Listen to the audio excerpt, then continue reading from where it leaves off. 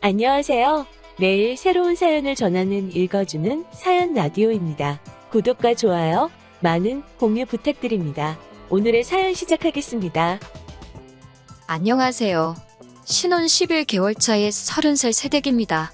신랑하고 저는 동갑내기 커플이에요. 2년 긴 연애를 하는 동안도 싸움 한 번 없이 잘 지냈고 결혼하고 나니 연애할 때보다 훨씬 사이가 좋게 잘 지내요. 신랑은 저와 평생을 함께할 배우자, 가족, 그리고 저를 절대 배신하지 않을 친구 같은 사람이 돼주었어요. 제가 사연을 쓰면서도 다른 분들 사연을 많이 접해봤는데 다른 분들은 고부 갈등 때문에 정말 말 못할 스트레스를 받고 계신데 비해 저희 시부모님 또한 정말 존경받아 마땅할 정도로 그 인품이나 마음 씀씀이가 이루 말할 데 없고 저한테도 너무 잘해주시는 분들이세요. 모든 게 다 척척척 잘 돌아가는 것 같던 제 결혼 생활에도 문제가 하나 있었는데 그게 바로 신우였습니다. 신우는 아직 결혼을 하지 않았고 신랑보다 5살이 많아요. 요즘 시집 가는데 나이가 뭐가 중요하냐들 하지만 신랑의 표현을 빌리자면 우리 누나는 이제 시집 다 간 거나 마찬가지라고 표현할 정도입니다. 나이도 나이지만 그 나이 먹어서 모아놓은 돈도 없고 직장도 없어서 시부모님 밑에서 등골을 빼먹으면서 살고 있다고 하더라고요. 연애하는 동안에는 남편에게 위로 누나가 있다는 것쯤은 알았지만 사실 한 번도 남편의 누나를 만나게 될 일이 없었어요. 신우는 얼마 전까지 지방에서 혼자 살았었거든요. 신우가 취직 준비할 때 연애하는 사이도 아니고 좋아하던 남자가 있었는데 그 남자가 취직이 되면서 지방으로 내려가게 되었는데 그 남자 따라간다고 신우도 그 길로 같이 지방으로 내려갔다고 했어요. 그쪽에서 자취하면서 취직을 했다고 들었는데 신우가 학교도 좋은 곳을 나온 게 아니라서 신우가 따라간 남자처럼 좋은 기회를 얻어 취직을 하게 된 게 아니고 그냥 동네에서 영세한 중소기업 같은 데 들어가서 일을 했다고 합니다. 그러니까 신우가 거기서 버는 돈 가지고는 생활도 어렵다고 징징대는 바람에 지방에 내려가 취직까지 했으면서 시부모님이 신우가 사는 자취방 월세를 대신 내주고 계셨답니다. 그런데 혼자 사는데 허파에 바람이 들어가지고는 거기서도 아주 최고급 오피스텔에 들어가가지고 월세 부담이 엄청 나셨다네요. 시부모님께서 그 돈을 감당을 못하시겠으니 그쪽에다가 아예 전세를 알아봐 주셨다고 하고요. 아무튼 그래도 덕분에 서울에 있었으면 취직도 안 하고 시부모님 등골이나 빨면서 살았을 신우가 취직도 하고 시부모님도 좋은 게 좋은 거라고 신우가 그쪽에서 기반 잡고 자리 잡고 살기를 바라셨답니다. 그런데 신우가 회사고 뭐고 다 포기하고 저희가 결혼식을 올리기 얼마 전에 전부 정리해버리고 서울로 다시 올라와 버린 거예요. 그래도 거기서 6년 가까이 살았으면 기반이 어느 정도 잡힌 거 아니냐. 신우가 돌아온 이유가 대체 뭐냐고 신랑에게 물어봤는데 사실 신랑도 신우 쪽 이야기만 들어서 자세히는 모르겠다 하더라고요. 신랑이 신우에게 들은 이야기는 신우가 그 남자한테 엄청나게 어장관리를 당해서 마음고생이 심했다. 모아놓은 돈도 다 뜯겼다는 식으로 들었다는데 사실 그 신우가 좋다고 따라다니던 남자가 신랑 학교 선배 타고 해서 어떻게 아는 사람이었다고 해요. 누나를 가지고 놀았다는 생각에 신랑도 눈이 뒤집혀서 어떻게 연락처를 알아내서 통화를 해봤다는데 그 남자 말은 신우랑은 무슨 일이 있던 것도 아니고 아무 사이도 아니었다는 말을 해왔다네요. 심지어 그 남자분은 그쪽으로 발령을 받아 내려간 뒤에 얼마 안 있어서 사귀던 사람과 결혼을 해서 현재는 애가 둘이라고요. 그러니 신랑도 신우 말을 하나도 믿을 수가 없던 거죠. 신랑이 자기 누나라서 조금 더 세게 말한 것일 수도 있지만 그 남자가 누나를 만났을 리가 없다고 둘 중에 한 명이 거짓말을 한다 치면 그건 우리 누나다 라고 확신을 하더라고요.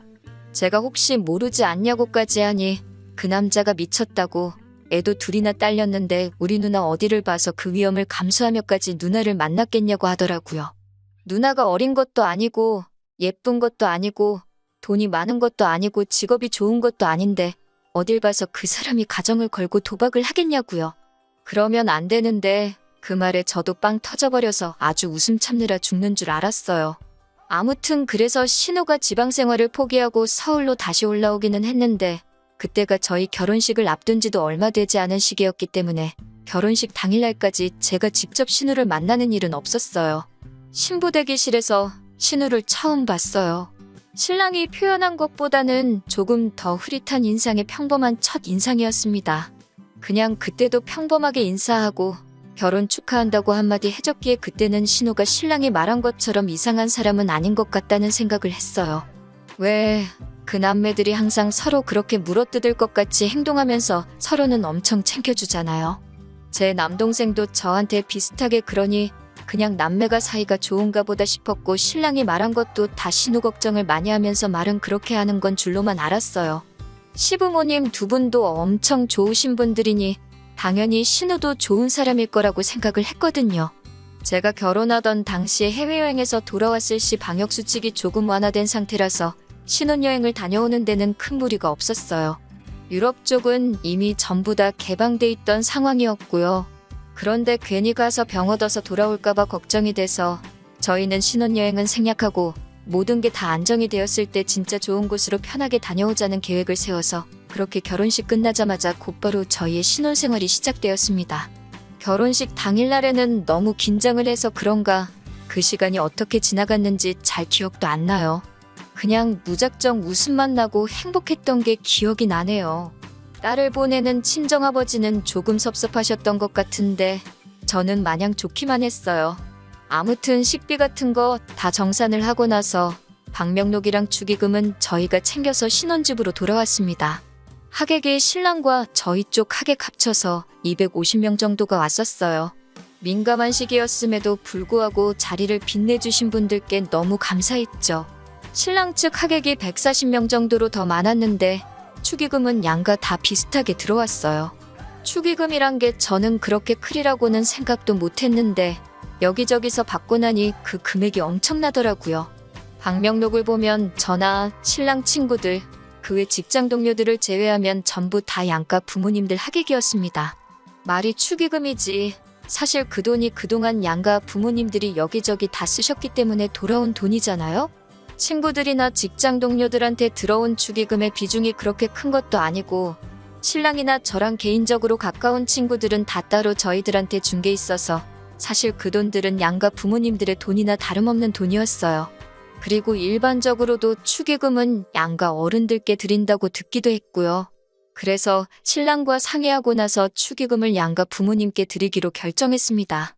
신혼여행을 안 갔기 때문에 다음 날인 일요일 아침에 바로 신혼집에서 좀 더 멀리 떨어진 시댁으로 먼저 향했습니다. 돌아오는 길에는 친정에 들러서 친정에도 제 앞으로 들어온 축의금을 돌려드리고 올 계획이었습니다. 결혼식이 바로 어제였는데 좀 쉬다 오지 그러셨냐며 저희 걱정부터 해주시며 반겨주시니 정말 좋았어요. 무슨 일로 왔느냐고 물으시길래 바로 본론부터 말씀드렸네요. 그런데 시부모님께서는 그건 너희 결혼한다고 사람들이 이 어려운 상황에 먼 길까지 와주시며 축하해주신 돈이니 그 돈은 저희가 갖는 게 맞다고 하셨습니다. 저도 남편도 그렇지 않다고 여태껏 시부모님께서 하셨던 거 돌려받는 거나 마찬가지인 돈이라고 아무리 생각해봐도 다른 사람들처럼 이 돈은 시부모님께서 가져가시는 게 맞겠다 말씀드리니 한사코 그 돈을 거절을 하셨어요. 오히려 그 당시 상황에 결혼식 불참하신 분들이 계좌로 보내준 돈도 있다면서 안 그래도 그 돈도 저희한테 보내주시려고 할 참이셨답니다. 서로 그 돈을 가지고 마음이 불편하겠다며 주거니 받거니 하다가 결국엔 저희가 시부모님 뜻을 꺾지 못하고 가져오게 되었네요. 친정 부모님도 말할 것도 없이 같은 입장이셨습니다. 거기에 시댁 쪽에서도 받지 않으셨는데 어떻게 당신들도 그 돈을 받으시겠냐며 더더욱이 그 돈을 받지 않으시겠다는 입장이셨습니다. 당초 계획과는 다르게 오히려 시부모님과 친정부모님 개인 통장으로 들어온 돈까지 해서 돈이 더 늘어나서 돌아오게 되었어요. 집에 도착해서 남편과 상의를 하고 나니 그러면 그 돈으로 우리가 양가 부모님들께 뭐라도 해드리기로 결정했습니다. 생각해보니 신랑이나 저나 신혼집 리모델링까지 해서 삐까번쩍하게 꾸며놓은 걸 보니 신랑은 시부모님 집이 오래돼서 고쳐드리고 싶고 저도 저희 부모님 가전이며 가구들이 저희 어머니가 시집 오실 때 해놓은 걸 그대로 쓰고 계시니 그걸 바꿔드리면 좋겠다고 생각했어요. 거기에 겨울 되면 바람이 들어차니 차씨도 교체해드리는 게 좋겠다 싶었습니다. 모처럼 그 큰 돈을 의미있게 쓸 수 있게 방향이 잡히고 있으니 기분이 좋더라고요. 신혼여행을 안 간지라 회사 휴가도 남아있어서 신랑하고는 아예 회사에 휴가를 맞춰서 냈습니다. 그리고 그 기간 동안 신혼집 구할 때 마냥 리모델링 회사도 보러 다니고 전자제품 마트랑 가구점 돌아다니면서 이것저것 고르고 있으니 신혼집 알아보면서 지치도록 했던 건데도 기뻐하실 양가 어른들 생각하니 그건 나름대로 또 즐겁더라고요. 그러던 어느 날인데 신우한테서 전화를 한 통 받게 되었습니다. 신우라고는 결혼식 날 한 번 본 게 전부인데 남편이 아니라 저한테 전화가 오니 조금 의아했습니다. 남편은 그때 이른 아침이라 아직 자고 있었는데 남편 전화로도 먼저 걸려왔던 게 아니라 정말 저한테 바로 들어온 전화였어요. 결혼식 날 정신이 없었으니 결혼 축하한다고 다시 한번 말해주려고 전화를 걸은 건가 싶어서 한치의 의심도 없이 전화를 받았어요. 신우가 그런 걸 요구할 줄은 정말 상상도 못했으니까요. 전화를 받으니 신우는 저한테 인사도 건너뛰고는 다짜고짜 축의금에 대한 행방을 묻더군요. 설마 그 돈을 벌써 다 써버린 건 아니겠지 하고 묻는 겁니다. 신우도 자식이고 하니 당연히 부모님께 드려야 할 돈을 저희가 갖게 해주셨다고 한들 아마 저희가 그 돈을 정말 저희들 사리사욕 채우는데 홀랑 써버릴까봐 노파심에 연락을 한 줄로만 알았습니다. 기본적으로 저와 남편이 준비하고 있는 건 시부모님께서 미리 알게 되시면 당연히 거절할 게 뻔하니 시부모님과 같이 살고 있는 신우에게 자초지종을 말해줄 수는 없어서 약간 애매모호하게 대답을 했어요. 그런데 제 생각이 틀렸더라고요. 신우는 저희가 정말 저희들 사리사욕을 위해 쓰지 말라고 충고를 하려고 전화를 한 게 아니었고 오히려 시부모님 앞으로 들어온 축의금을 대뜸 자기한테 달라고 하는 거 아니겠습니까? 저는 솔직히 제가 잘못 들었거나 제가 잘못 이해한 게 아닌가 제 귀를 의심까지 하게 되었어요. 그 돈을 저희가 왜 드리냐고 물어보니 어차피 너네 그 돈은 부모님께 돌려드리려고 했던 돈 아니었냐고 하면서 시부모님이 거절을 하셨지만 만약에 그 돈을 받으셨다면 전부 자기한테 썼을 돈이었다 하는 겁니다. 그러니 암만 시부모님이 먼저 거절을 하셨더라도 저희도 그 돈이 필요 없다고 들고 왔던 거나 마찬가지니 그 돈이 자기 돈이나 마찬가지다. 그러니까 내 돈을 내놔라 하고 말하는 것이었어요. 이유는 말씀드리지 못하지만 그 돈은 저희가 사용하기로 한 게 있어서 드리지 못하겠다 말했습니다. 그때부터 신우는 완전히 얼굴에 철판을 깔고는 내 돈을 왜 니들이 마음대로 쓰냐는 겁니다. 그게 어떻게 신우 돈이 되냐고 물었더니 너도 소유권을 포기하려 했던 돈이고 우리 부모님도 그랬던 거 아니냐고 하면서 그런데 그 중에는 신우 본인과 신랑을 어려서부터 알고 지내던 신우의 친구들이 낸 축의금도 포함이 되어 있으니 내 돈이기도 하다며 말도 안 되는 궤변을 늘어놓고 있는 거였어요. 전화로 계속 신우와 신랑이를 벌이고 있으니 남편이 잠결에 통화 내용을 들은 건지 잠에서 깨서 나오더군요. 전후 사정을 모르니 무슨 일이냐고 물어보는데 신우가 얼마나 크게 떠들던지 그 돈이 자기 돈이라고 우기고 있는 내용을 신랑이 다 듣고는 무슨 일인지 한 번에 딱 이해하더라고요. 제가 신우랑 이야기하는데 전화기를 딱 뺏어서는 그 돈을 누나가 왜 탐을 내냐고 누나 이러고 있는 거 부모님도 아시냐고 딱 한마디 하더군요. 신우는 전화기 너머로 그새 남편한테 가서 그걸 고자질을 했냐고 하면서 악을 쓰고 있었고요. 남편이 누나 이러는 거 부모님한테 전화를 드릴까 말까 이러고 있으니 저한테는 그 돈 내놓으라고 큰 소리를 펑펑 내더니 동생인 남편 앞에서는 찍소리도 못하고 전화를 끊었습니다. 신우랑 신우 친구들이 대체 축의금에다가 얼마를 냈길래 그 돈이 내 돈이라고 우길 수 있는 건지 방명록을 열어봤어요. 남편이 기억을 되짚어가며 누가 누나 친구인지 찾아봤는데 누나 친구 아는 이름 하나 있다고 하면서 방명록 한쪽을 가리키더라고요. 누구누구 왜 6명 해가지고 6명이 와서 10만 원을 내고 갔더라고요. 신우도 하나뿐인 동생 결혼식인데 뭐 하나 해주지는 못할 망정 5만 원을 축의금이라고 냈더군요. 집에 휴지나 세제라도 사왔으면 이런 말도 안 하겠어요. 몇 천만 원이 되는 축의금 중에 꼴랑 7명이서 15만 원 낸 거나 마찬가지인 돈을 가지고 자기 지분이 있으니 그 돈을 내놓으라고 하는 걸 보니 하도 어이가 없으니 웃음이 다 나더라고요. 남편은 배꼽을 잡고 뒤집어지면서 이게 30대 후반 다 되는 사회인들이 낸 축의금이 맞냐면서 포복절도를 하더라고요. 그러면서 남편이 웬만하면 그냥 넘어가 주려고 했는데 이걸 보니 안 되겠다고 하면서 시부모님한테 전화를 걸어서 방금 있던 일을 속속들이 다 이야기해줬습니다. 시부모님 입장에서도 신우가 아픈 손가락이기는 할 텐데 제게 한 짓이 상식선에서 생각해봐도 이해도 용서도 되지 않는 일이라서 그런지 그렇게 인자하신 시부모님도 화를 내실 줄 안다는 걸 보여주시더라고요. 두 번 다시 똑같은 짓은 하지 못하게 일부러 저희를 시댁까지 부르셔가지고는 저희가 보는 앞에서 신우를 아주 쥐잡듯이 탈탈 털으셨습니다. 신우는 남편을 째려보면서 네가 말했냐 하면서 씩씩대고 있는데 그 모습이 무슨 어린 시절에 심술 많은 동네 친구가 엄마한테 혼나면서 딴짓은 더 혼날까봐 못하고 째려보고 있는 그 모습이 딱 비쳐 보이더라고요. 혼자 살면서 정신이라도 좀 차렸으면 했는데 오히려 더 버려놓은 것 같다고 신우가 지방에 처음 내려갔을 때 지원해주신 신우 정착금도 도로 다 가져시겠다고 하시고 신우도 집에서 내쫓아버리셨네요. 오냐 다 받아주니까 세상 어려운 줄 모른다고 혼자서 밥값 할 수 있는 정도가 되면 그때 다시 돌아오라고 하고요. 쫓겨나는 신우한테 남편이 15만 원 건네주면서 이거 축의금으로 들어온 누나네 돈이라고 이거 돌려줄 테니 이거 먹고 떨어지라고 하는데 솔직히 그러면 안 되는데 옆에서 보고 있는 제 속이 다 후련하더라고요. 신우는 결국 지방에 다니던 회사에 사정사정을 해서 다시 입사를 하게 되었고 다시 혼자서 지방에 내려가 살게 되었어요.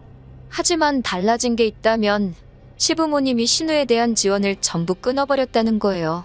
시부모님도 이번엔 독하게 마음 먹으신 것 같은 게 자꾸 오냐오냐 해줬더니 당신들께서 신우를 저렇게 만들어 놓은 것 같다며 이번에야말로 신우가 스스로 구실을 할 수 있게 도와줘야겠다고 굳게 다짐하셨나 봐요.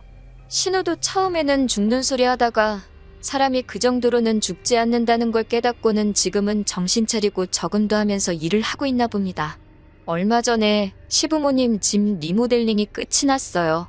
바닥이며 벽지, 부엌에 화장실까지 전부 다 싹 바꿔드렸습니다. 시부모님도 엄청 좋아하셨고요. 그래도 부모님 사랑을 느낄 수 있는 게 신우가 힘에 부치면 돌아올 수 있게 신우방은 그대로 남겨두시고 인테리어에 맞게 가구도 새 걸로 다 장만해 놓으셨더라고요. 저도 신우가 저희에게 그런 억지 부리는 사람이 아니라 이번에는 정말 존중받고 한 식구로서 같이 세상을 헤쳐나갈 수 있는 좋은 가족이 되어서 돌아오면 참 좋겠네요. 긴 이야기 들어주셔서 감사합니다. 오늘의 사연은 여기까지입니다. 구독과 좋아요, 알람 설정해주시면 앞으로 더 좋은 사연으로 찾아오겠습니다. 감사합니다. 안녕하세요. 매일 새로운 사연을 전하는 읽어주는 사연 라디오입니다. 구독과 좋아요, 많은 공유 부탁드립니다. 오늘의 사연 시작하겠습니다. 안녕하세요. 원래대로라면 결혼한 지 올해로 4년차를 맞이해야 했어야 하는 30대 초반의 주부입니다. 이혼한 이야기가 뭐가 자랑이냐고 사연까지 정리하시겠지만 저는 요즘 전에 없이 잘 지내고 있어요. 혹시나 사연 들으시는 분들 중 저와 같이 이혼을 생각만 하고 계시는 분들께는 너무 어렵게 생각하실 필요 없다는 말씀을 드리고 싶네요. 물론 개인적인 사정이란 게 사람마다 다 다르니 제가 무조건 옳다고 하기는 그렇지만요. 그래도 저는 제가 좋은 결정을 내렸다고 생각합니다. 이혼하면 이렇게 속이 후련하고 편한 거였는데 그동안 뭐가 그렇게 두렵고 무서워서 시간만 끌고 있었는지 허송세월 빈 껍데기로 시간만 날린 것 같아서 그게 참 후회가 되네요. 저와 남편 사이에 아이는 없었습니다. 애초에 제가 직장을 그만두기로 한 건 결혼하자마자 곧바로 아이를 가지고 싶어 했기 때문이에요. 그런데 제가 회사를 그만두자마자 사소한 다툼이 시작돼서 아이가 깼다 직장을 그만뒀는데 결혼생활 4년 동안 아이를 만들 노력조차 안 하게 되었네요. 아무튼 이렇게 되고 나니 아이가 없는 게 새삼 다행이구나 하는 생각이 듭니다. 결혼은 요즘 대세라는 반반 결혼을 했습니다. 남편이나 저나 당시의 벌이는 비슷한 편이었어요.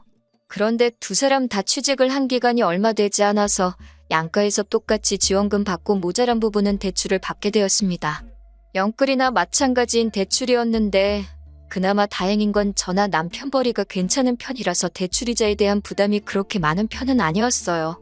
제가 하던 일이 트렌드에 굉장히 영향을 많이 받는 업종이어서 보통 출산 후 다시 일자리를 구하기가 엄청 힘든 편입니다.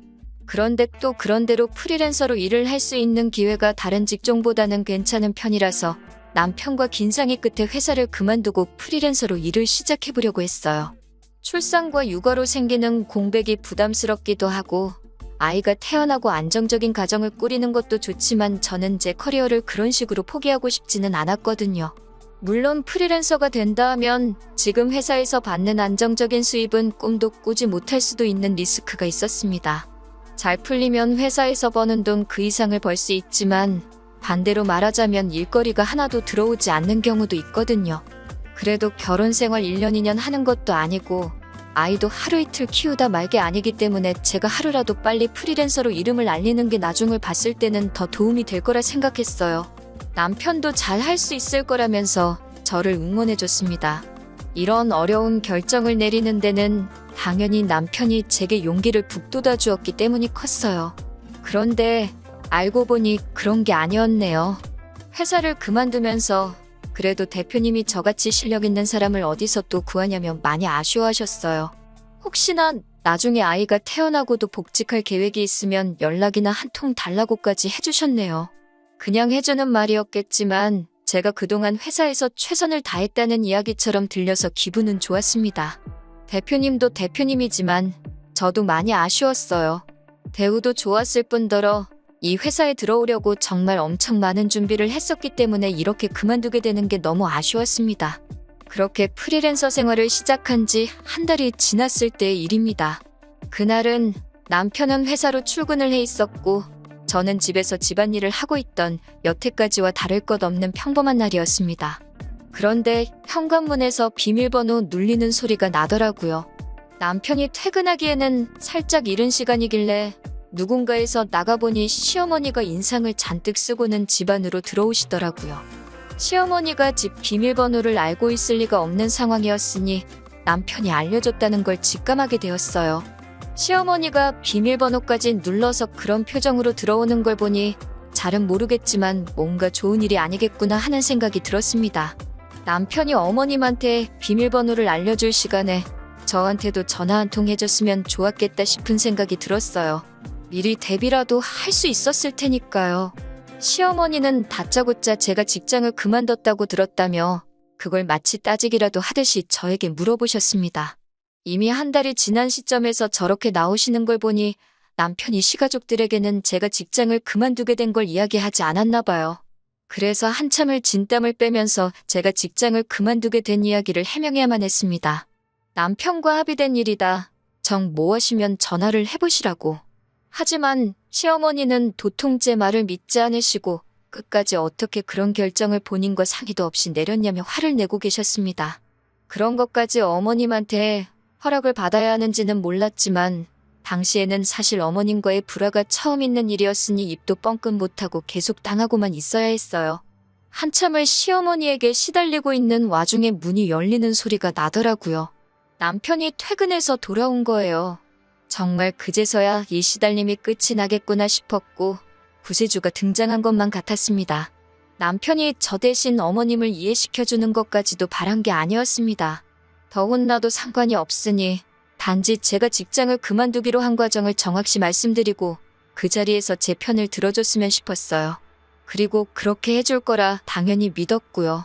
하지만 제 기대가 무색하게 남편은 막상 화가 머리끝까지 잔뜩 나 있는 어머님 앞에 그동안 보여줬던 거와는 다른 모습을 보여주더군요.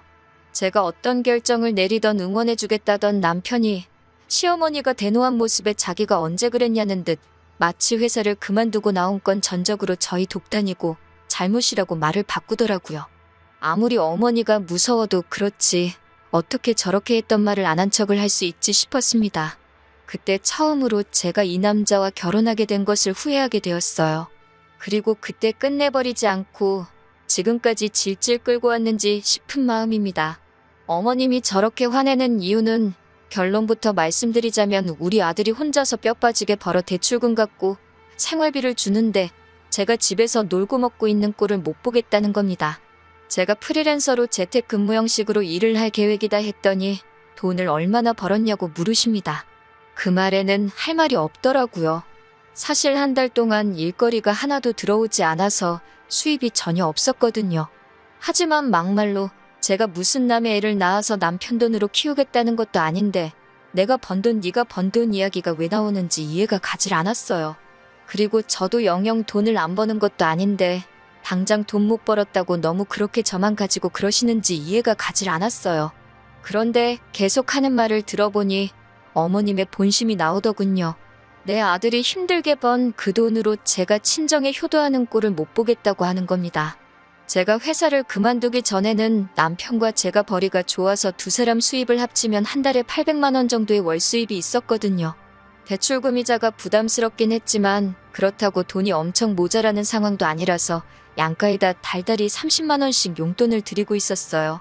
어머님도 그게 시댁뿐만 아니라 친정에도 가고 있다는 사실을 알고 계셨는데 이제 제가 수입이 없어졌다는 걸 아셨으니 그게 심기가 불편하셨다는 거예요.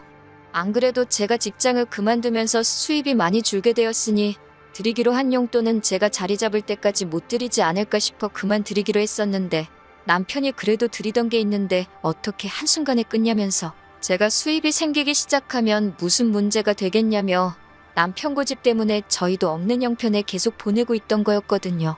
그래서 어머님께 안 그래도 그것 때문에 남편하고 상의를 했었다고 저희도 그게 부담스러운 상황이니 제가 프리랜서 일이 자리를 잡을 때까지는 당분간 안 드리는 걸로 하겠다고 했습니다.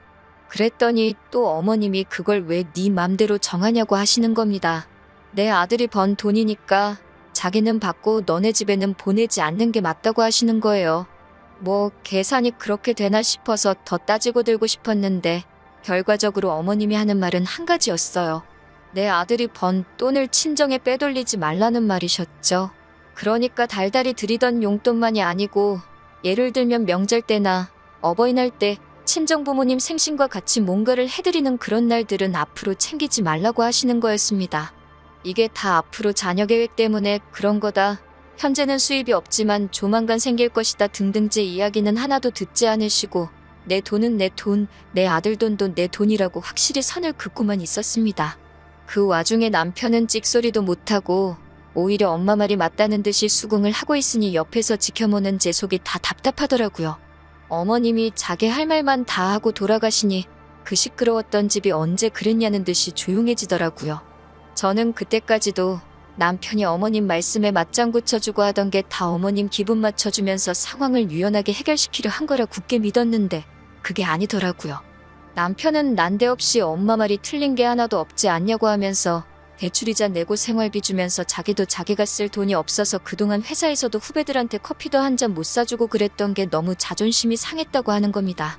당장이야 제가 수입이 없는 건 맞지만 애초에 회사를 그만두고 프리랜서를 하는 게 좋겠다고 등 떠밀던 게 누군데 저러고 나오니 어이가 없었어요. 같이 결정한 걸 가지고 왜 내 탓만 하냐고 했더니 누군 한 달 동안 수입이 없을 줄 알았냐고 하면서 그게 다 제 능력이 부족해서 그런다는 겁니다. 결국 이제부터는 네 돈, 내 돈 따로 관리하자고 하더니 생활비도 필요한 이유를 적어서 자기한테 다서 쓰라고까지 하더군요. 솔직히 그때 이혼까지 생각하기도 했습니다. 그런데 한편으로는 결혼한 지 3개월 만에 이혼하는 부부가 세상에 어디 있나 싶기도 하고 괜히 주변으로부터 손가락질을 받지는 않을지 친정 부모님이 주변 사람들한테 면목이 서지 않지는 않을지 정말 너무 여러 가지가 다 걱정이 되었습니다. 그래도 그때 적어도 일을 그만둔 한 달 사이에 아이가 생기지 않은 게 천만다행이라는 생각을 했습니다. 다음 날이 되어서 저는 제가 다니던 직장을 찾아갔습니다. 차라리 애를 안 낳고 살면 살았지 저런 취급을 받으면서 살고 싶지는 않았거든요. 회사 대표님은 저를 반겨주면서도 조금만 더 일찍 오지 그랬냐면서 난색을 표했습니다. 회사에서는 이미 벌써 제 빈자리를 채우기 위해 인력 중원을 해놓은 상태였고 그걸 저 때문에 물을 수 없는 상황이다 보니 저를 다시 복직시킬 만한 여력이 없었던 거예요. 제가 제 발로 사표를 내고 나갔는데 누구를 탓하겠어요? 그렇게 그냥 아무런 소득 없이 집에 돌아오게 되었네요. 남편은 퇴근하고 오더니 그렇게 큰 소리를 치더니 복직은 어떻게 된 거냐며 빈정대듯이 물어보더군요. 잘 안 됐다고 하니 그럴 줄 알았다면서 왜 멀쩡히 다니는 회사는 그만둬가지고 이 사단을 만드냐고 계속 제 속을 긁기 시작했습니다. 정말 너무 분하고 화가 나는 와중에 남편이 심호와 작당을 하고 그날부터 저에게 왜 그렇게 했는지 그 이유를 알게 되었네요. 남편이 아버님 건강검진을 다녀와야 하니 저보고 모시고 다녀오라고 하는 거예요. 어머님도 계시고 시동생도 있는데 제가 그걸 왜 가야 하느냐 따지니 생활비를 받으려면 제가 그에 합당한 일을 해야 한다네요. 세상에 제 편만 들어줄 거라 생각했던 남편 입에서 그런 소리가 나오니 정말 어이가 없었습니다. 대놓고 저보고 식모살이를 하라고 하는 거잖아요. 화가 머리끝까지 나서 한 번만 더 나를 식모 취급을 했다간 그땐 이혼해버리겠다고 했습니다. 그리고 그깟 대출이자와 생활비는 내가 가져다 줄 테니 이딴 거 한 번이라도 더 나한테 시켰다간 어떻게 되는지 한번 보자고 했어요. 남편도 결혼하자마자 이혼하는 건 좀 아니라고 생각했는지 그때부터는 아무 말도 없었습니다. 그리고 그날부터 저는 낭만 잔뜩 남아서 복직은 못했지만 어떻게든 일거리를 받아와서 두 모자들 입도 뻥끗 못하게 만들어버려야겠다는 생각뿐이었습니다. 하늘도 이런 저를 도운 건지 저는 전 직장의 대표님으로부터 연락을 받게 되었어요. 복직 이야기는 아니었지만 회사에 들어오는 일거리 중에 단가가 안 맞는 일들은 저한테 소개를 시켜주고 싶으시다는 거였습니다. 물론 대표님도 그 과정에서 중개료식으로 돈을 얼마 떼가긴 하는 거였고요.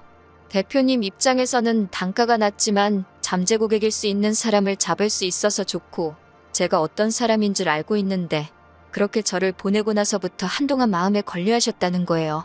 처음 받은 일은 정말 얼마 되지도 않는 일이었는데 어차피 대출이자만 반반씩 내기만 하면 되는 거니 뭐가 됐든 해보기로 했어요.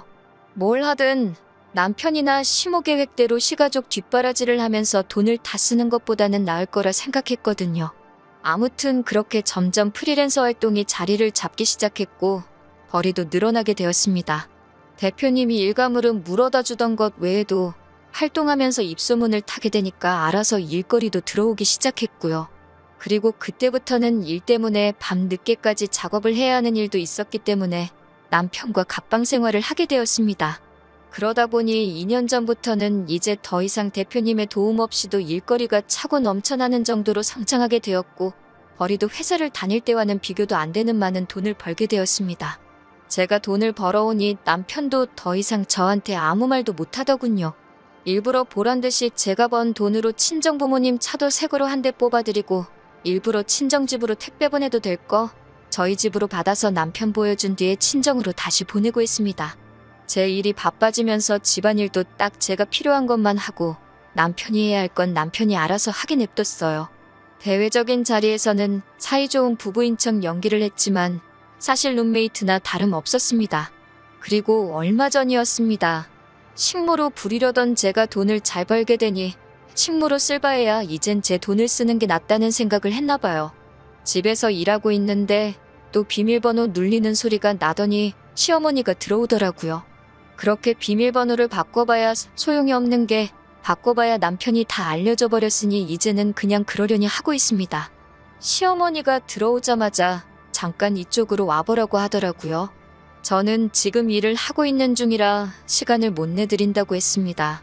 평소 같으면 얼마나 대단한 일 하길래 어른이 부르는데도 본체만치 하냐며 빈정대실 분이었는데 별 대꾸도 없으시고 거실 소파에 앉아서 가만히 계시더라고요. 왜 저러나 싶었는데 또 조용히 기다리고 있으니 사실 일이 다 마무리된 상황이었는데도 바쁜 척 하면서 시간만 보냈습니다.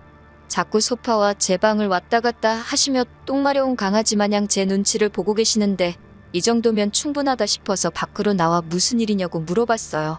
그랬더니 시모가 하는 말이 얼마 후에 신우가 시집을 가게 되는데 신우 결혼 상대가 의사랍니다.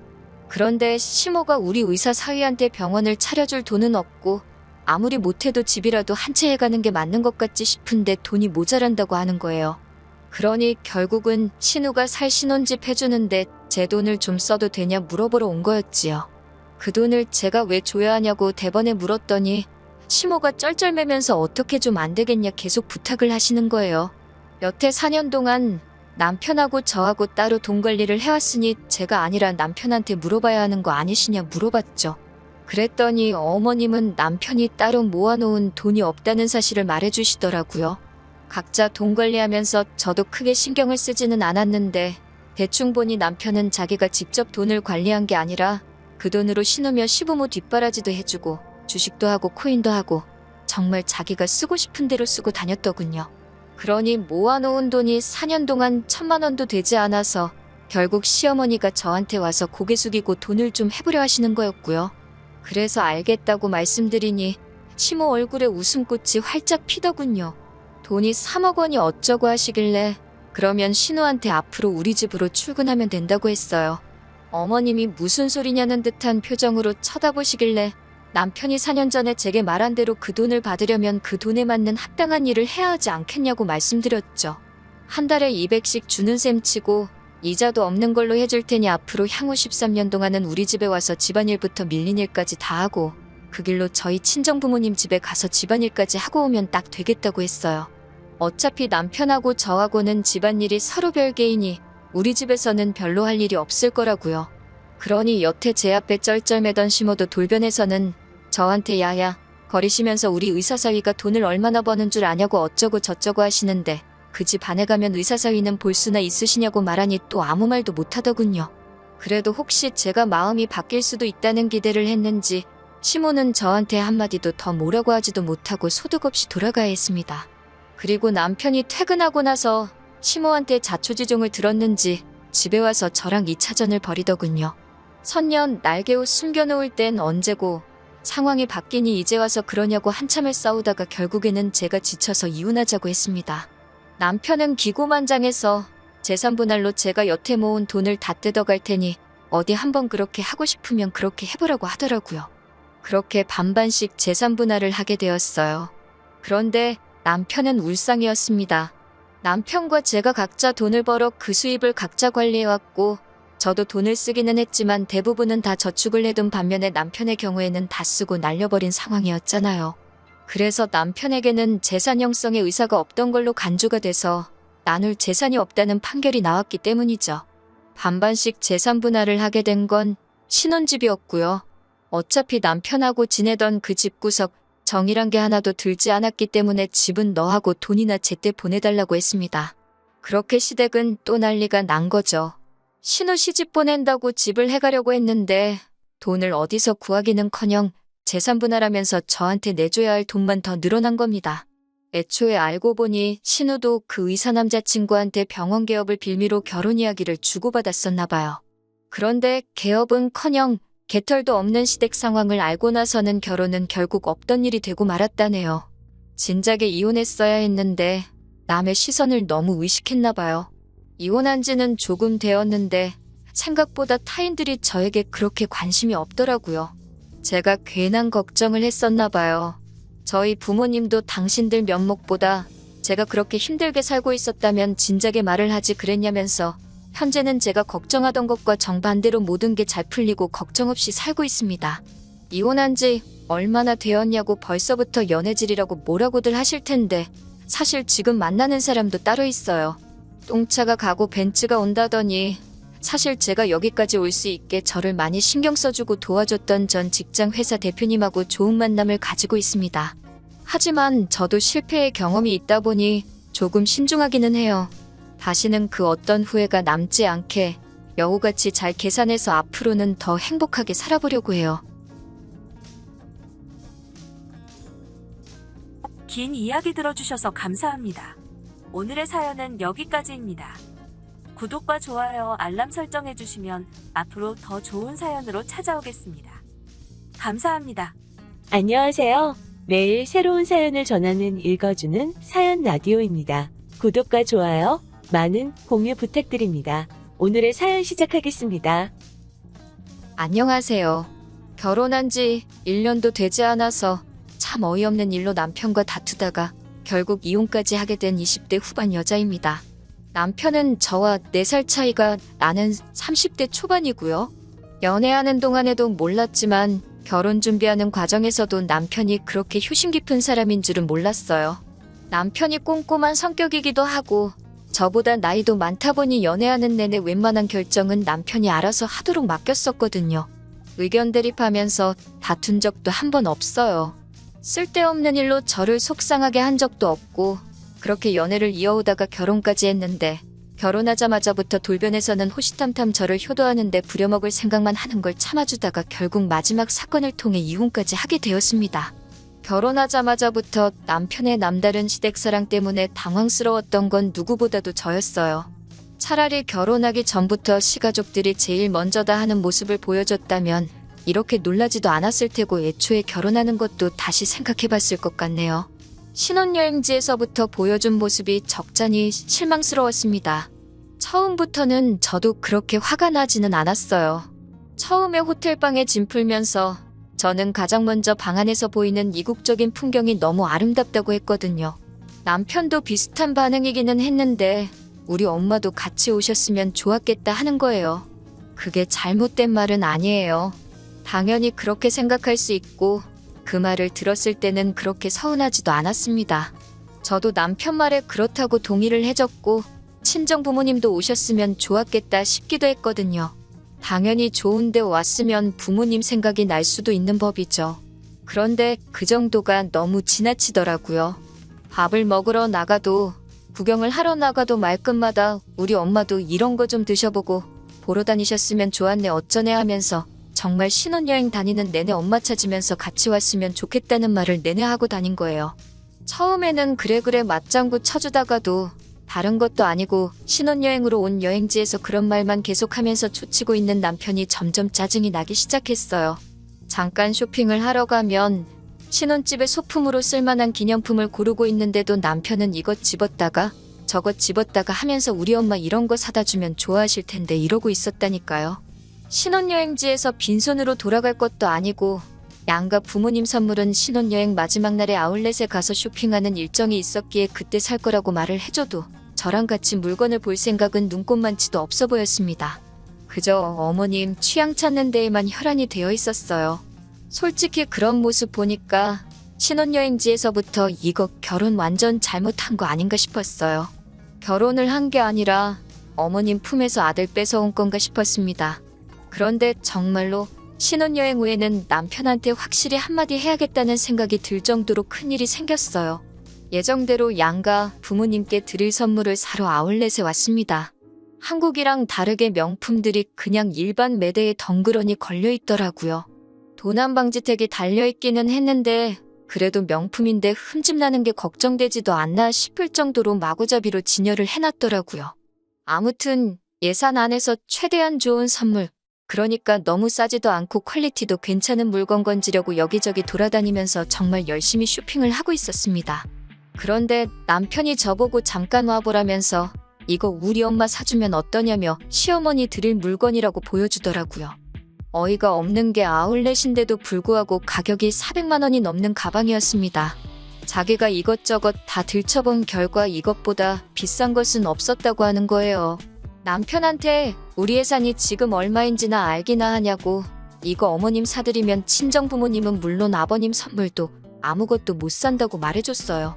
그러니 남편이 하는 말이 우리 아버지 선물은 열쇠고리 같은 기념품이면 된다고 하면서 대수롭지 않게 넘겨버리는 거 아니겠어요? 친정부모님 거도 포함된 예산이라고 말하지 않았느냐고 하니 친정부모님 걸 왜 사냐는 듯한 반응을 보이더라고요. 결혼할 때 우리 집에서 돈을 더 많이 했으니 당연히 장인장모님은 포기를 하시는 게 맞다는 식으로 말을 하더라고요.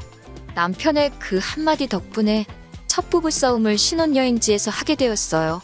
사실 남편 계산법도 웃긴 게 당장 결혼할 땐 남편과 시부모님이 해온 게 1억입니다. 전세금 맞춘다고 저와 친정에서 3천을 했고요. 남편은 전세금만 계산을 하고 저런 소리를 하는 거였어요. 당연히 저희 쪽에서 혼수로 2,500을 했고 결혼 후에 타고 다닐 자동차 한 대 해주셨습니다. 그것만 합쳐도 이미 남편 쪽과 금액이 똑같아졌어요. 거기에 리모델링 한다고 2천만 원 정도를 더 지출했고 손 부끄럽다고 천정어머니께서 예단으로 이미 괜찮은 가방 하나 보내드렸어요. 하나하나 콕콕 집어서 남편한테 다시 설명해줬어요. 계산이 이런데도 아직 그딴 소리가 나오냐 싶었는데 남편은 어이가 없게도 자동차는 우리가 둘 다 타고 다닐 거니까 계산을 하면 안 된다는 말도 안 되는 헛소리를 하는 겁니다. 그럼 집에서는 우리 둘 다 같이 사는 거 아니냐고, 그러면 집도 계산하면 안 되는 거 아니냐고 했더니 운운이로 집이랑 차가 같냐고 하면서 성질을 팍 내더라고요. 결국 본전도 못 찾고 선물은 제가 양가 어르신들께서 오래오래 잘 쓰실 만한 걸로 하나씩 골라 같은 금액대에 선물을 해드렸습니다. 아무튼 신혼여행지에서 이런 일이 있다 보니 저도 걱정이 되더라고요. 돌아오는 비행기에서도 고민을 많이 했어요. 아니나 다를까 귀국을 해서도 난리를 치더라고요. 신혼여행에서 돌아온 게 토요일 저녁이었습니다. 선물 살 때는 자기가 고른 거 안 사고 싸구려를 샀다면서 그렇게 싫어하더니 다음날 아침이 되니까 빨리 시댁에 가자고 하는 거예요. 아직 몇 억도 안 풀린 상태고 저나 남편이나 곧바로 다음날 출근을 해야 했었거든요. 양가 부모님께는 이미 전날에 도착했다고, 잘 다녀왔다고 말씀드리고 그 다음 주쯤에 인사드리러 찾아뵙겠다고 미리 연락을 드린 상황이었는데도 선물을 빨리 드리고 싶다면서 시댁만이라도 먼저 다녀오자고 우기는 거예요. 그때 남편하고는 확실하게 단판을 짓지 않으면 안 되겠다는 생각이 들었어요. 오직 시댁, 특히 시어머니만을 위한 저 억지를 있는 대로 받아줬다가는 분명히 엄청난 부메랑이 돼서 저한테 돌아올 것을 알고 있었기 때문입니다. 한시바삐 시댁에 가자는 남편을 불러서는 조곤조곤히 이야기를 했어요. 아직 우리 혼인신고도 올리지 않았다. 당신을 위해 시댁을 가주는 거 어렵지 않지만 여행지에서 보였던 모습과 지금 이 모습을 보니 지금 당장 혼인신고를 올리면 안 된다는 생각밖에 들지 않는다고. 그래도 기어이 시댁에 가야겠다면 말리지 않겠다고 대신 혼자 다녀오라고 했습니다. 그래도 눈치는 있는 건지 제가 심기가 많이 불편하다는 걸 깨달은 남편은 시댁에 가자고 더 조르지는 않더라고요. 그 뒤로부터 드디어 남편이 제 눈치를 보기 시작했어요. 그래서 저도 일단은 혼인신고는 좀 더 같이 살아보고 지켜본 뒤에 해야겠다는 생각이 들었습니다. 그나마 다행인 건 남편이 그런 게 어딨냐고 좀 투덜거리기는 했지만 제 의사를 존중해줬다는 거예요. 막상 약속드린 대로 그 다음 주에 시부모님을 찾아뵈었는데 선물 보고도 크게 별다른 말씀도 없으셨고 피곤할 텐데 억지로 시간 보낼 필요 없다면서 얼른 집에 들어가라고 하실 정도로 싱겁게 끝이 났었습니다.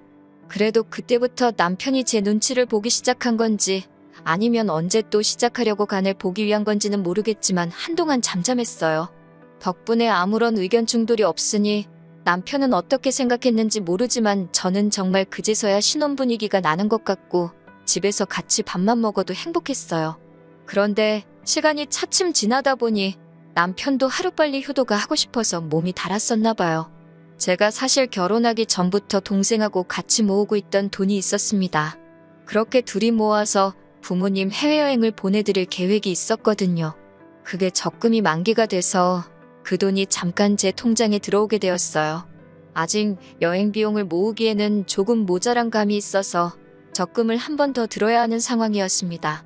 그 목돈을 제가 관리하는 방법도 있었지만 아무래도 결혼을 했다 보니 따로 목적 자금을 위해 돈을 관리하기 조금 그런 부분이 있어서 동생한테 바로 그 돈을 송금해줬어요. 그런데 남편이 그 사실을 알게 된 겁니다.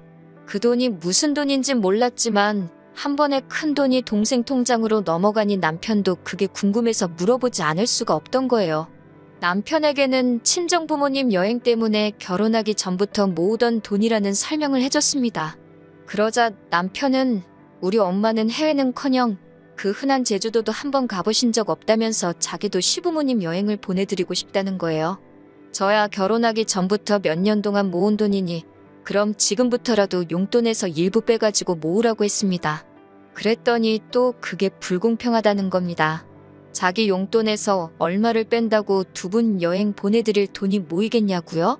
그렇게는 억울해서 못하겠다면서 제가 저희 부모님 여행을 보내드릴 거면 자기도 자기 비상금을 열어서 부모님 제주도 관광이라도 시켜드려야겠다는 겁니다. 여행을 보내드린다는 말보다 결혼한 지 얼마나 됐다고 벌써부터 딴 통장 만들어서 비상금을 굴리고 있는지 어이가 없었어요. 비상금 통장이라니 뭔 소리냐 했더니 아뿔싸 싶은 표정을 짓더니 그런 게 있다고 하더라고요. 남자가 사회생활 하다 보면 돈 필요할 곳이 있지 않겠냐면서 결혼하기 전에 만들어둔 통장이라고요. 그래서 그 통장을 가져와 보라 했습니다. 통장 안에는 떡하니 1,000만 원이 들어있더군요.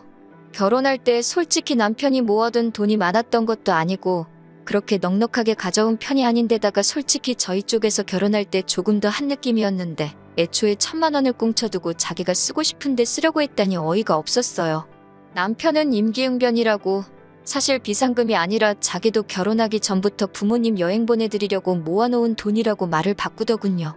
상황이 어땠든 저 또한 남편 입장에서 제가 남편 모르게 부모님 여행 보내드릴 목돈을 가지고 있던 걸 보여준 거나 마찬가지였으니 비상금으로 생각하고 있다는 건 확실하지만 길게 더 말하지 않기로 했어요. 차라리 그 돈을 허튼 데 쓰는 것보다 시부모님 여행이나 보내드리면 그 편이 더 낫다고 생각을 했습니다. 남편은 또 제 기분 풀어준답시고 해외여행 가봐야 피자 한 쪽만 드셔도 김치를 찾으시는 분들인데 뭐가 재미있겠냐고 그 돈으로 국내 여행을 보내드리겠다 하면서 기분으로 저도 같이 데려가 준다고 하는 겁니다. 진짜 듣기에도 딱 싫었어요. 시부모님께서 같이 여행이라니. 남편도 사실 제가 그 여행에까지 따라갈 거라고 생각은 못했을 겁니다. 하지만 제가 그 여행에 안 따라갈 수가 없었지요. 남편이 해외여행이라 말한 걸 국내 여행으로 바꿨다는 건 그만큼 여행 경비를 아끼겠다는 말이나 마찬가지잖아요.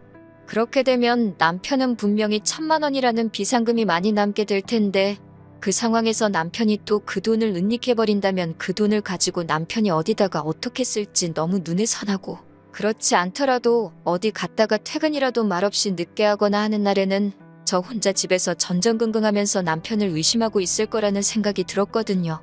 그래서 결국 울며 겨자 먹기로 그 여행을 따라가게 되었습니다. 신혼여행 때문에 얼마 남지도 않은 연차를 써서 주말을 끼고 4박 5일 여행을 다녀오기로 했어요. 그리고 여행지에서 벌어진 일 때문에 저는 결국 남편과 이혼을 결심하게 되었습니다. 남편 말대로 시부모님께서, 특히 시어머니께서는 결혼 후에 어디 한번 제대로 놀러가 보신 적이 없던 것 같아요. 비행기도 처음 타보신다고 하고 이렇게 나오는 게 처음이라고 하더라고요. 그래서 많이 신이 나 보이셨습니다. 저렇게 좋아하시니 과정이 어떻게 되었든 차라리 잘 되었다 생각하고 저도 따라온 김에 마음 비우고 재미있게 놀다 올 생각이었어요. 그런데 도착하자마자 남편이 저한테 이제 어디로 가냐고 물어보는 겁니다. 알고 보니 남편은 비행기랑 숙소만 예약해놓고 일정은 하나도 알아보지 않았더라고요. 왜 안 했냐니까 그런 건 당연히 제가 알아봐야 하는 거 아니냐고 하는 겁니다. 시부모님이 계시니 크게는 말 못하고 당신 부모님 효도관광을 왜 내가 알아봐야 하냐고 작은 목소리로 따졌어요. 그러니 남편이 그런 건 보통 여자가 알아봐야 한다면서 아무것도 안 알아보고 몸만 따라온 거냐면서 아주 식충이만도 못하다고 하더라고요. 어떻게 몸만 따라올 수 있냐고 하면서 말이죠. 그렇다고 남편이 뾰족한 수가 있어 보이지가 않아서 급한 대로 제가 인터넷에 검색해서 맛집부터 찾아 식사를 먼저 했네요. 그래도 어머님이 기뻐 보이시니 그냥 그런 대로 분위기 맞춰가며 참아보기로 했어요. 어머님도 오랜만에 나오셔서 좋은지 아버님이 아니라 남편을 이리저리 붙들고 다니시면서 여기 좀 봐라 저기 좀 봐라 하면서 너무 좋아하시더라고요. 그래도 또 며느리라고 제가 어머님 수발들며 여행지에서 따라다니고 해야 할 줄 알았는데 아들만 저렇게 찾으시니 그 점은 편했습니다. 그런데 점점 그게 너무 지나치다 싶을 정도였어요. 어딜 가다가 사라져서 찾아보면 둘이서 사진 찍느라 신나고 레저 같은 거 하러 갈 때도 둘이서 짝지어서 다니고 누가 보면 아들하고 둘이서 놀러 온 줄 알겠다 싶을 정도로 저나 아버님은 안중에도 없고 둘이서만 신이 난 거예요. 어머님이 처음 여행을 와서 좋아하시는 건 저도 기뻤지만 사실 아들이 부모님 생각에 여행을 보내드리려 돈을 모은 게 아니라 어디 허튼 데 쓰려고 숨겨둔 돈을 알아내 결국 제 덕분에 여행을 오신 거나 마찬가지인데도 어머님은 계속 아들이 최고다. 아들 덕분에 내가 이런 데도 다 와본다 하면서 아들 고마워. 아들 고마워만 연신 외치고 계셨어요. 기분 좋게 계시는 걸 망치고 싶지는 않아서 저도 참고 있었고 사실 저는 여행 다니면서 다음에는 어딜 다녀와야 하나 핸드폰으로 가이드 노릇하느라 그런 거 신경 쓸 겨를도 없었습니다. 첫날 숙소에 와서도 저는 아주 어디 구경해야 되나 알아보고 그러느라 아주 녹초가 되어 있는데 남편은 저한테 고맙다는 말도 없이 어머님하고 야식 먹으러 간다고 나가서는 들어오지도 않더라고요. 결국 첫날에는 잠도 혼자 자야 했습니다. 둘째 날도 똑같이 제가 짜놓은 계획대로 움직이게 되었고 어쨌든 다들 즐거워하는 분위기라 대충 참기로 했는데 점심 식사 마치고 잠깐 숙소로 돌아오니 어머님께서 제게 꺼내신 말이 아주 가관이었네요. 저보고 오늘부터는 어머님하고 제가 서로 방을 바꿔서 자자는 겁니다. 오랜만에 아들하고 자고 싶다고요. 웬만해서는 저처럼 분위기 맞춰주고 힘들어하시던 아버님도 그 말에는 눈이 휘둥그레지셔서는 그게 무슨 말이냐 하더라고요. 어머님은 아무렇지도 않게 방에 침대도 2개인데 오랜만에 아들하고 오붓하게 시간 좀 보내려고 하는데 뭐가 문제냐라는 식으로 나오시더라고요. 그래서 제가 어머님한테 그래도 제가 아버님하고 같은 방에서 자는 건 조금 그렇지 않냐고 했더니 남편이 불편하기는 뭐가 불편하냐고 가족끼린데 너 지금 무슨 생각을 하고 있냐 하는 겁니다. 그러면서 한다는 말이 저는 친정아버지랑 같은 방 쓰는 것도 불편하냐고 물어보는 거예요. 남편에게 그러면 당신은 나중에 우리 엄마랑 둘이서 같은 방을 쓸 수 있겠냐고 물어보니 자기는 가족끼리니까 아무런 문제가 없다는 겁니다. 자꾸 저보고 이상한 상상하지 말고 어머님이 시키는 대로 하자는 거예요. 저는 끝까지 미쳤냐고 그렇게는 못하겠다고 했습니다. 그러더니 남편이 씩씩대면서 저를 한쪽으로 불러내더니 진짜 여기까지 와서 그래야겠냐고 하면서 자기 엄마 기분 좀 맞춰주라고 하는 겁니다. 여행 계획도 다 짜주고 있지 않냐.